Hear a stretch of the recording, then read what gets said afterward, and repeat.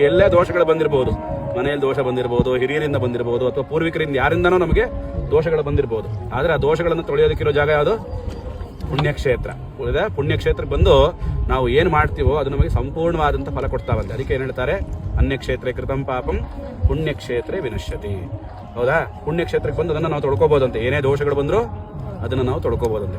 ಪುಣ್ಯಕ್ಷೇತ್ರ ಕೃತಂ ಪಾಪಂ. ಇಲ್ಲಿ ಬಂದು ಬೇಡದೇ ಇರುವಂತ ತಲಹರಟೆ ಮಾಡಿದ್ರೆ ಆಯ್ತಾ, ಪುಣ್ಯಕ್ಷೇತ್ರ ಕೃತಂ ಪಾಪಂ.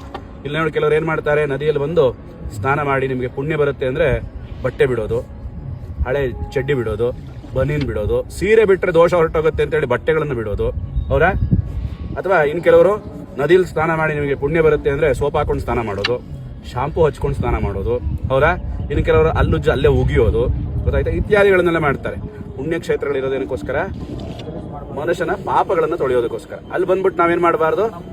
ಪಾಪಗಳನ್ನು ಮಾಡಬಾರ್ದು. ಕೆಲವರು ಏನ್ ಮಾಡ್ತಾರೆ, ಆ ನದಿ ಹತ್ರ ಹೋಗ್ತಾ ಇದೀವಾ, ತಗೊಳ್ರಿ ಹಳೇದು ಯಾವ್ಯಾವ ದೇವ್ರ ಫೋಟೋ ಇಲ್ವೋ ಅದೆಲ್ಲ ಹಚ್ಕೊಳ್ಳಿ, ನೀರಲ್ಲಿ ಬಿಟ್ಬಿಡೋಣ. ಅವರ ಹಳೇದು ಯಾವ್ದಾರ ಮದುವೆ ಪತ್ರಿಕೆಗಳಿದ್ರೆ ಅದನ್ನ ನೀರಲ್ಲಿ ಬಿಟ್ಬಿಡೋಣ. ಅಥವಾ ಹಳೇದು ಮನೆಯಲ್ಲಿ ಧರ್ಮಸ್ಥಳದ ಕಾಯಿ ಇದ್ರೆ, ಆ ಕಾಯಿ ಇದ್ರೆ ಇದನ್ನ ತಗೊಂಬಂದು ನದಿಯಲ್ಲಿ ಬಿಟ್ಬಿಡೋಣ ಅಂತ ಹೇಳಿ ಏನ್ ಮಾಡ್ತಾರೆ ಕೆಲವರು? ನದಿಯಲ್ಲಿ ಇದನ್ನ ಬಿಡ್ತಾರೆ. ಹೌದಾಯ್ತಾ? ಪುಣ್ಯಕ್ಷೇತ್ರ ಕೃತಂ ಪಾಪಂ. ಪುಣ್ಯಕ್ಷೇತ್ರದಲ್ಲಿ ಬಂದು ಯಾರು ಪಾಪಗಳನ್ನು ಮಾಡ್ತಾರೋ ವಜ್ರಲೇಪೋ ಭವಿಷ್ಯತಿ, ಅದನ್ನು ಭಗವಂತ ಕೂಡ ಕ್ಷಮಿಸೋದಿಲ್ವಂತೆ. ನಿಮಗೆ ಒಳ್ಳೆಯರಾಗಲಿ, ನಿಮ್ಮ ದೋಷಗಳ ಕರ್ಮಗಳು ಪರಿಹಾರ ಆಗಲಿ ಅಂತ ನಿಮಗೆ ಪುಣ್ಯಕ್ಷೇತ್ರ ಇಟ್ಟಿದ್ದೀನಿ, ಅದನ್ನ ಪರಿಹಾರ ಮಾಡಿಕೊಳ್ಳ್ರೆ ಅಂದ್ರೆ ನೀವು ಇಲ್ಲಿ ಬಂದು ಅದನ್ನೂ ಹಾಳು ಮಾಡ್ತಾ ಇರಲ್ಲ, ನೀವು ಜೀವನದಲ್ಲಿ ಉದ್ಧಾರ ಆಗೋದಿಲ್ಲ ಅಂತ ಹೇಳಿ ಭಗವಂತ ಏನ್ ಮಾಡ್ತಾನೆ? ನಮ್ಮನ್ನ ಶಪಿಸ್ತಾನಂತೆ. ಹಾಗಾಗಿ ನಾವೇನ್ ಮಾಡಬೇಕು? ಪಂಚಭೂತಗಳನ್ನ, ನದಿಗಳನ್ನ, ಗೊತ್ತಾಯ್ತಾ, ತೊರೆಗಳನ್ನ, ಅದನ್ನೆಲ್ಲ ಏನ್ ಮಾಡಬೇಕು? ಕಲ್ಯಾಣಿಗಳನ್ನ ಕಾಪಾಡ್ಕೋಬೇಕು. ಮುಂದಿನ ಪೀಳಿಗೆಗೆ ಬೇಕಲ್ವಾ ನದಿಯನ್ನ. ಅದಕ್ಕೆ ನಾವು ಏನ್ ಮಾಡಬೇಕು?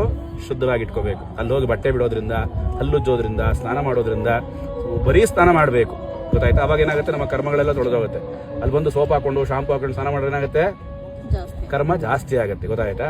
ಹಾಗಾಗಿ ಇಂತಹ ಒಂದು ಕ್ಷೇತ್ರ ಇದು. ಯಾವ್ದು ಕ್ಷೇತ್ರ ಇದು?